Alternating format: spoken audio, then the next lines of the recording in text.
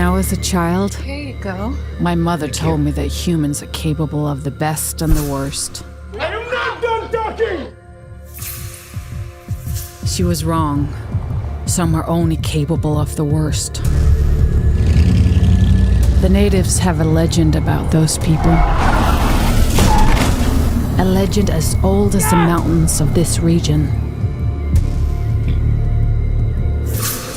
Cold Meat is a twisty-turny rom-com set in the snow. It's not a rom-com at all. It's a bit of a thriller, but it's great, so we're going to talk about it. And of course, my name is Kevin Halden. This is Nerdly Out Loud, the official channel of nerdly.co.uk, your favourite British home film news, reviews, and exclusive interviews. We like to cover everything from the big budget to the low budget to the no budget, with a special keen interest on the lower end of the scale. This movie caught my eye on a point of fact that my good friend James Kermack, director James Kermack, was a producer on this thing. I think he wrote some stuff on this thing, but it was all over his Facebook for a while. The movie is called Cold Meat. Now, he didn't direct it, but he did direct an awesome movie called Knuckle Dust. Tick off your bingo cards. Kev just referenced Knuckle Dust. What I will do is I will always do what I do, and that is the same thing every single time. I will talk about the plot of this movie with as few spoilers as possible. Now, there is something in here that you could potentially say is a spoiler, but it makes the movie pretty damn hard to talk about if you don't mention it. Then I will talk about the cast and characters of this movie. There's like 2 of them, maybe 3. What I did and did not like about this movie. Then I'll give you my Nerdly Out Loud rating. That is the Kevin Halden Nerdly Out Loud rating. If you want more ratings, go over to nerdly.co.uk and check out what people had to say over there. We have loads of people who write for us, and they all have very differing opinions.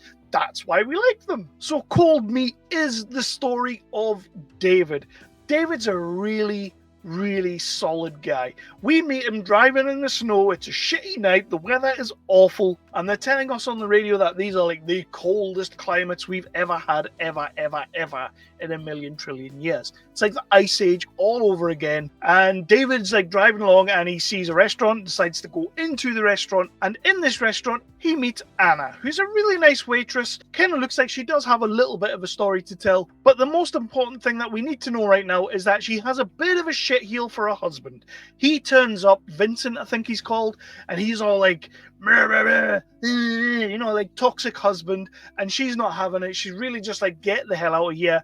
And that's when David steps in, and David kind of like sorts him out by giving him an option. Get your ass kicked right here, or you can leave.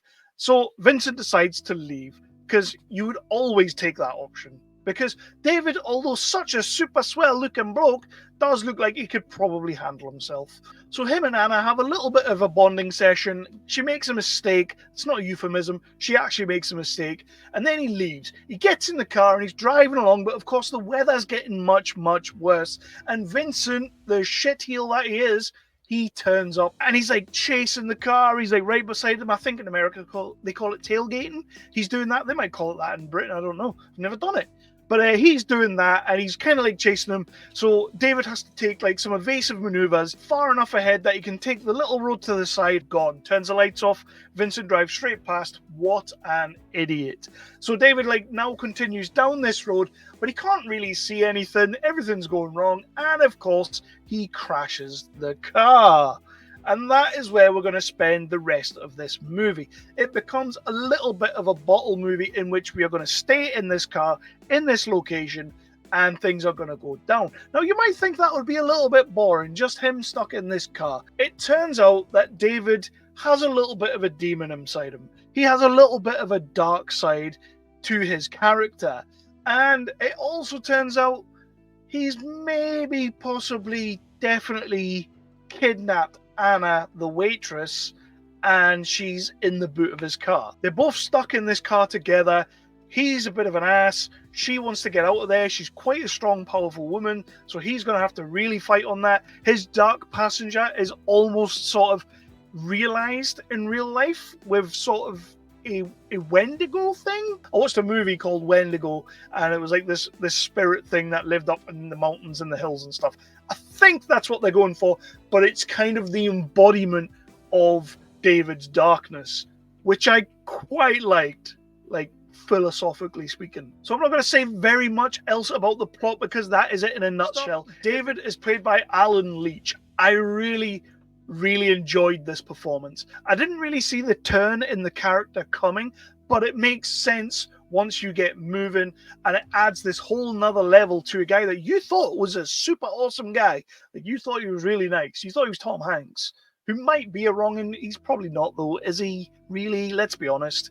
But David, when he becomes sort of like the Dexter character, and he sort of like has this evilness inside him, it just flips the whole way that this character is portrayed on its head.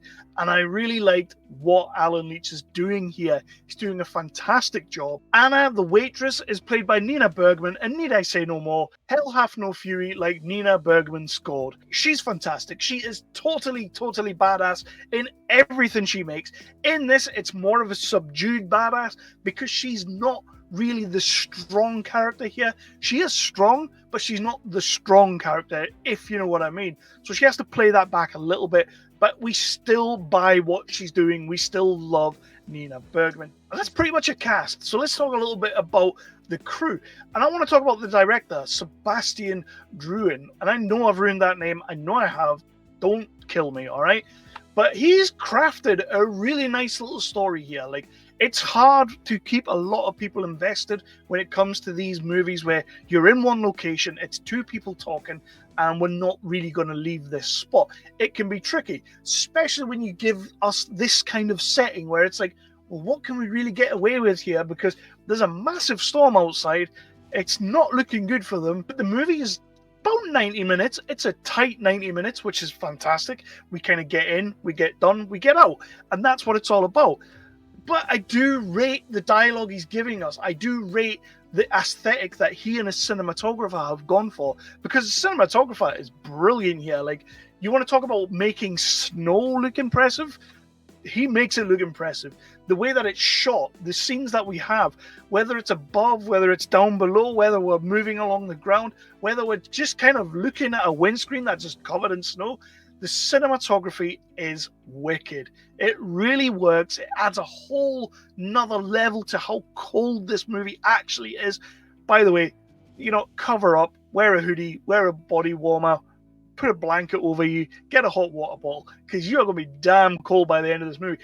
Aesthetically, the whole thing's quite pleasing. There maybe is some CGI in there. I believe there is a bit of CGI in there, probably like for the beast kind of thing. That's fine. That's absolutely fine. I can get on board with that because a lot of the practical is very good. Like, all of the practical's very good. A little bit about what I did and didn't like. There's not a massive great deal that I didn't like, but I will focus a little bit on the dark passenger aspect. Obviously, you need a little bit of intrigue. You need a de facto villain of the movie. The two people in the car, Anna and David, we kind of love them, and we want them both to live, even though he's a bit of a shitheel. We want them both to be awesome and pally by the end of this movie. You know, love conquers all. It is a rom-com after all. Because we need that, we have this thing going on outside, which I get is sort of like a philosophical thing of, this is his darkness outside. It's trying to catch him. He's now in a situation where he is the hunted. I just wasn't 100% sure I needed personified in that way. We could have maybe just, I don't know, because I'm not a filmmaker. I don't write movies. I don't come up with stories like this. I'm not a filmmaker. That's their job. That's your job. But for me, it was just like, I don't know how I would have done it any different. If I'm completely honest, maybe I just wouldn't have had it in there and we could have like done something else. But then what else would I do? I don't know, because it does add a certain level of intrigue to proceeding. What I love, though, it's effectively a two-hander, a man and a woman in a car in the middle of nowhere. She doesn't really know him. He doesn't really know her. There's a little bit of back and forth, and I loved Nina Bergman and Alan Leech in this film. I thought the dialogue they had to work with was utterly fantastic. And considering you're spending your whole movie here, yeah, they brought it and they killed it, and they both superb. And that's a lot to do with the writing as well, so awesome there as well. But basically, I'm going to jump into my final Nerdly Out Loud rating for the movie Cold Meat, a movie that I genuinely was looking forward to watching, and I wasn't disappointed. I genuinely had a good time with the movie.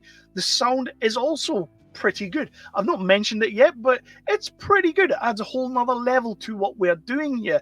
If you're a fan of this kind of movie, you're really going to enjoy it. If you're not a fan of this kind of movie, and I will say, if you're not a fan of this kind of movie, maybe avoid it. Maybe just avoid it. You don't have to watch everything, and you certainly don't have to watch things that you are already predisposed to maybe not enjoy. Cold Meat for me is going to get a 3.5. It's a very, very strong 3.5, but I just think there was a little bit more we could have maybe done here. What that is, I don't know, so don't come at me in the comments and be like, well, what would you have done? Because I'm telling you right now, I don't know what I would have done different. I genuinely think it's a great film. I think what they accomplished on, from what I read, it was like 13-day shoot. What they've accomplished there is just magnificent. So, you know, you might as well upgrade this to a 4 if you want, because what they have done is brilliant. And from what I can tell, Sébastien Drouin done like a lot of the editing. He's done a lot of the, like, which I know in an independent movie, that's what happens. But it's really cool to see that this movie has come out and it's as cohesive and awesome as it looks. Because, mark my words, the cinematography, it's just wonderful. It's excellent. And I am a fan of these movies. I'm a big fan of movies like this. So this, for me, ticked a lot of boxes. And Nina Bergman's a fantastic actress who I love seeing in movies. So it's always good to see her in movies. But with that, yeah, I am going to bounce out. It's a 3.5 officially, but really, you could probably knock that up to a 4 if you want. But I'm going to say officially, it's a 3.5 for me. My name's been Kevin Halden, Nerdly Out Loud, the official channel of nerdly.co.uk. Your favourite show, flowy news, reviews, and exclusive interviews. You can go over to the website, nerdly.co.uk, find out more of what people have to say over there. This movie has played at some festivals, so we most likely have a review up there already. But yeah, Cold Meat for me, from Futuristic product, you 100% have got to see it if this is your kind of movie. I'm pretty sure you'll rate it higher than I have. I think I'm just being a little bit stingy with my scoring as of late. But absolutely 100%. Check the movie out on all your digital streaming platforms and all that good kind of thing. Go and see Cold Meat. Let me know in the comments what you thought. But for now, check out any videos below. Check out the ones above. And if there's any at the side, which there shouldn't be, check them out.